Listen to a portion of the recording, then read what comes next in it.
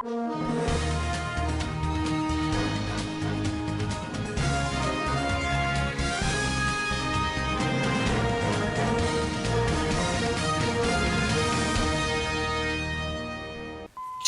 meets World Bank delegation in Abuja. Media stakeholders task federal government on information sovereignty. Nigeria commemorates World Cancer Day. On business news, Tinubu signs electricity amendment bill. On the international scene, U.S. deploys military team to Nigeria in new security partnership. On sports update, Neymar scored the first goal in this season's competition. Hello and welcome to SVTV News. My name is Musa Mohammed. President Bola Ahmed Tinubu and Vice President Kashim Shettima on Tuesday hosted a high-level delegation from the World Bank at the State House in Abuja. The delegation was led by the World Bank's Managing Director of Operations, Anna Bjejed, and Ethiopia Tafara, the International Finance Corporation IFC Regional Vice President for Africa. The meeting was confirmed in a post on X by the President's Special Advisor on Information and Strategy, Bayo Onanuga. However, details of discussions have not yet been made public. According to earlier reports, the meeting came barely 48 hours after Lagos State Governor Babajide Sanwo-Olu received a World Bank delegation at Lagos House, Marina, on Sunday. The Minister of Education, Dr. Tunji Alausa, has inaugurated the newly completed Central Library of the Federal University, Gusau Zamfara State, describing the project as a major investment in humanity, knowledge, and national development. The library was completed under the Tertiary Education Trust Fund, TED Fund, 2025 annual intervention. The minister, who was represented by the Vice Chancellor of the University, Professor Muazu Gusau, noted that education remains the most powerful tool for transforming the society and addressing long-standing social challenges.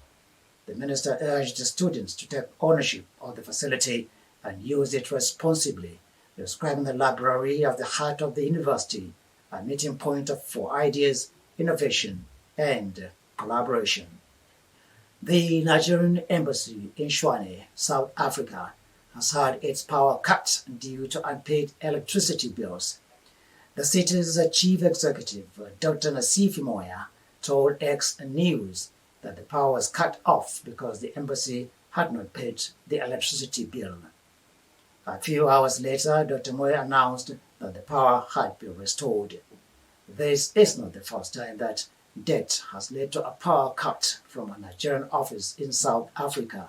In January 2023, the electricity distribution company City Power cut off the power to the Nigerian embassy in Johannesburg over a $35,000 debt.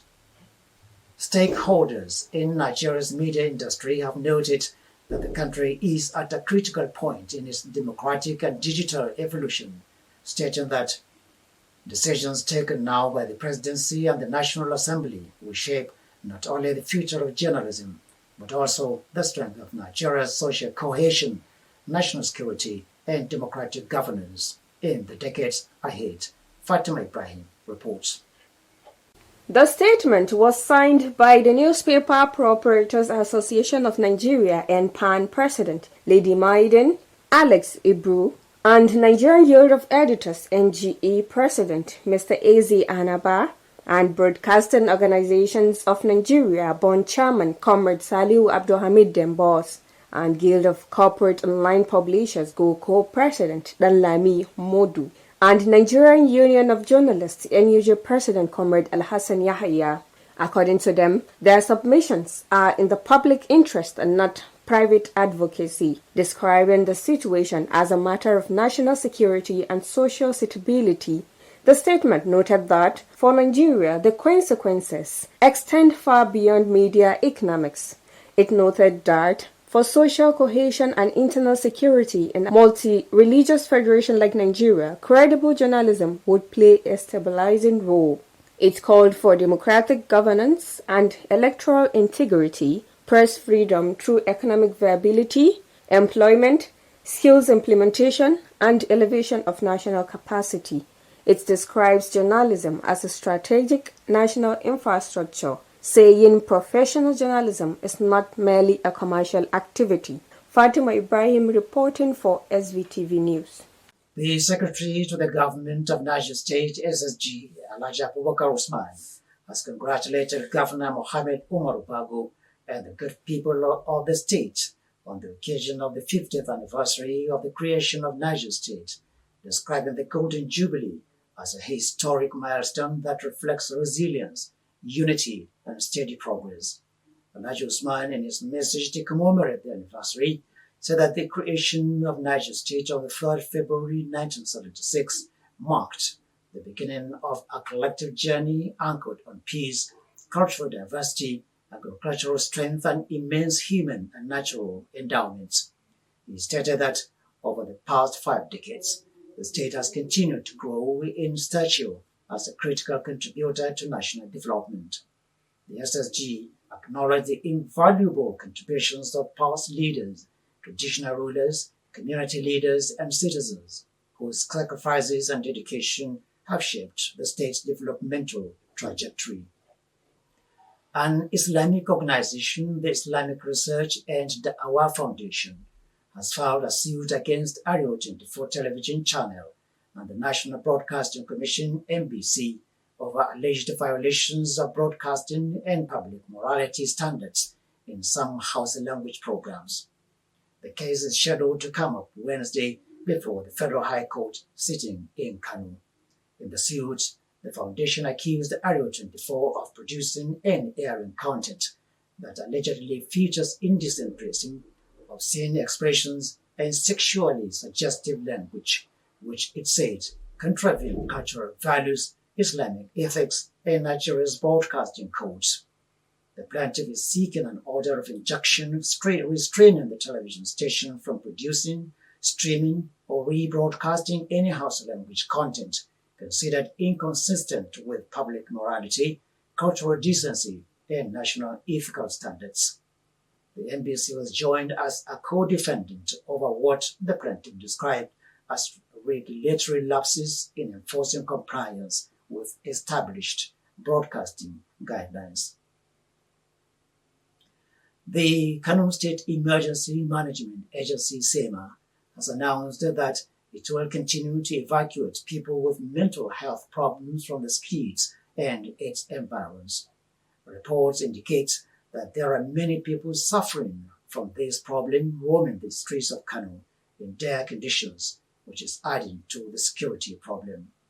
The agency also said that the Kano State government has initiated the evacuation of the mentally ill so that they can be given proper care as human beings and be given alive so that they can return to their families.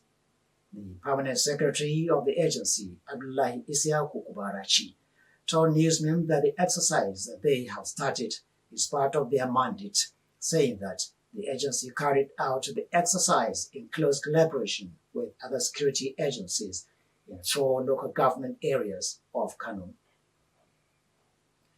The National Emergency Management Agency, NEMA, Enugu branch, in collaboration with the police, army, and Ebonyi State Emergency Management Agency, EBSEMA, has conducted an urgent investigation into the criminal violence that occurred in Osho-Edda local government area of Ebonyi State that left 4 people dead. The statement issued by the agency said the investigation focused on identifying the causes of the conflict, assessing the losses incurred, and the needs of the people affected by the incident. The chairman of Osho-Edda Local Government Area Council, Honorable Ekuma Nkama Chima, received the NEMA team shortly after the visit of the state governor, Francis Nwifuru, to the area. The state NEMA head, Ngozi Echiazu, conveyed the condolences of the federal government and NEMA to the families who lost their loved ones, homes, and property as a result of the conflict. As Nigeria joins the rest of the world today in marking this year's Cancer Day, findings by newsmen show patients are abandoning orthodox treatment for herbal remedies, not out of choice, but desperation occasioned by financial constraints. Cancer is a major public health concern in Nigeria, with over 100,000 new cases and 70,000 deaths recorded every year. According to the World Health Organization (WHO), cancer is the leading cause of death worldwide, accounting for nearly 10 million deaths in 2020. Each year, approximately 400,000 children develop cancer. Now to business news.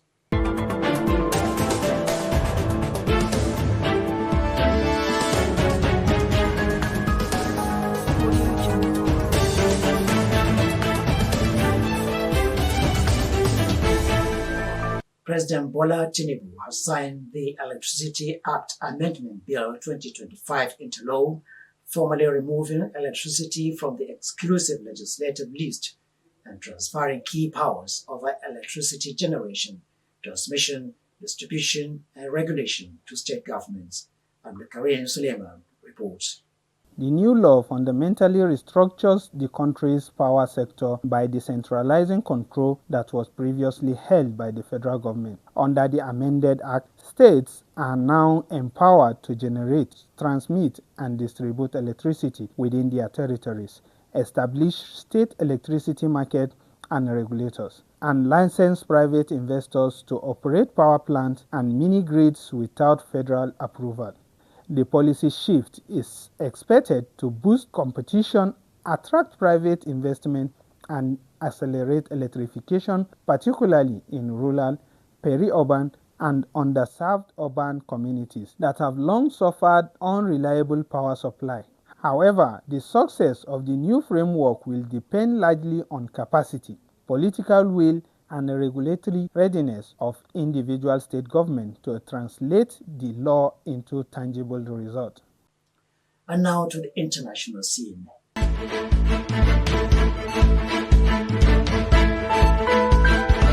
Audio Jungle.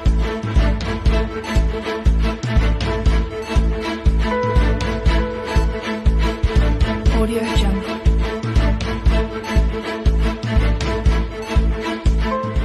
The Minister of Defense, General Christopher Musa, confirmed to newsmen that a small U.S. military contingent is operating in the country. Bilkisu Haruna reports. He said, U.S. military will be providing training to the Nigerian military to prepare them for operations. The minister did not disclose the number of troops when they arrived in the country, where they were stationed, or how long they will stay in Nigeria. The U.S. and Nigeria militaries have been conducting joint training for many years, aiming to strengthen Nigeria's expertise in intelligence gathering and counter-terrorism. The head of U.S. African Command, AFRICOM, told reports on Tuesday that the deployment of U.S. troops to Nigeria was at the request of the Nigerian government, and their focus was on intelligence gathering support. Nigeria's increased cooperation with the United States comes at a time when facing serious security challenges, including gun attacks, kidnappings for ransom, and the spread of militants. Still on the international scene, reports indicate that Saif al-Islam Gaddafi, the son of former Libyan leader Muammar Gaddafi, has been killed. The motive for Saif al-Islam's killing is still unknown. His mother told national television that he died near the border with Algeria without specifying how he died. He has long been considered the successor to his father, Colonel Gaddafi. After the overthrow of his father's government in 2011, he was arrested and detained in the city of Zintan for 6 years. The International Crime Court has sought his arrest for human rights violations during the crackdown on protesters in 2011. Bilkisu Haruna Abdullahi, SVTV News. On entertainment segment, actress Angela Okori was re-arrested by men of the FCT Police Command shortly after her release from the Suleja Correctional Center. Once again, Bilkisu Haruna Abdullahi reports. According to a report on Linda Ikeji blog, she was rearrested based on a petition written against her by a businesswoman who claimed the actress owes her 5 million naira and has refused to pay. Another actress who is close to Angela and knows about the debts prevailed on the businesswoman to write a petition against Angela, which has now led to her rearrest. There are speculations that she might be detained. Recall that on January 26, Angela was arrested in Lagos and flown to Abuja where she was arraigned before the Federal High Court Abuja on cyber-stalking and cyberbullying charges. Meanwhile, the Economic and Financial Crimes Commission (EFCC) on Tuesday arrested a Kannywood star, Samha Inuwa, over alleged naira mutilation. The Kano Zonal Directorate of the Commission said Inuwa was arrested following a viral video circulated on social media platforms where she was seen conspicuously cleaning mucus from her nose using naira notes. Following the release of the viral video, the Commission swung into action by tracing and subsequently arresting her to answer questions. Source-based reports that she is currently being held at the Commission's detention facility while investigation is ongoing. According to a statement by the Commission, the suspect will be charged to court upon conclusion of investigations. Bilkisu Haruna Abdullahi, SVTV News. And on the sports update, Lamine Yamal was on target and Marcus Rashford had an assist as holders Barcelona held off Albacete to advance into the Copa del Rey semi-finals. Johnson Ola reports.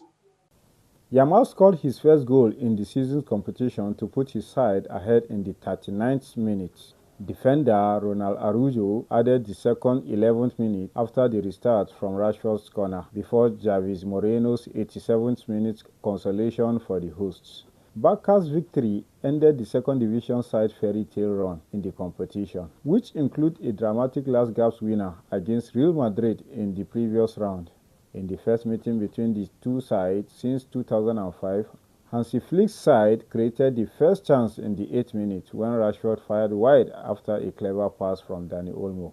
The La Liga leaders continued to dominate possession, but were unable to conjure a shot on target until Yamal netted. After Rashford and Frenkie de Jong had combined to win the ball back high in the Albacete half, the Spain international 18 needed only one touch to his finish past goalkeeper Raul Lizon for a 14th goal of the season. Also on sport, according to reports in Turkey, Lionel Messi has been linked with a surprise move to Galatasaray, a switch that could see him line up alongside Nigerian striker Victor Osimhen at the Turkish giant. The 8-time Ballon d'Or winner is currently enjoying a break from competitive football. The new Major League Soccer season scheduled on February 21st. As the 2026 World Cup approaches, the Inter Miami star is said to be considering a temporary move away from MLS in order to maintain peak fitness ahead of the tournament. Renowned Turkish football commentator Levent Tuzmen has claimed that discussion between Galatasaray and Messi has taken place, with the Argentine reportedly open to a 4-month deal that will cover 12 matches. However, the move will be subject to a major condition. All appearances must take place in Istanbul, with Messi unwilling to feature in away fixtures and keen to play exclusively at Rams Park. And that marks the end of the sports reports. Johnson Ola, Standard Voice Television. That report seals up the SGTV Global News. But before we go, another look at the highlights. Tinubu makes World Bank delegation in Abuja. Media stakeholders task federal government on information sovereignty. Nigeria commemorates World Cancer Day. On business news, Tinubu signs electricity amendment bill. On the international scene, U.S. deploys military team to Nigeria in new security partnership. On sports update, Yamal scored the first goal in this season's competition. And that was the size of the SVTV News. On behalf of all the production crew and the production editor, Fatima Ibrahim, I am Musa Muhammad.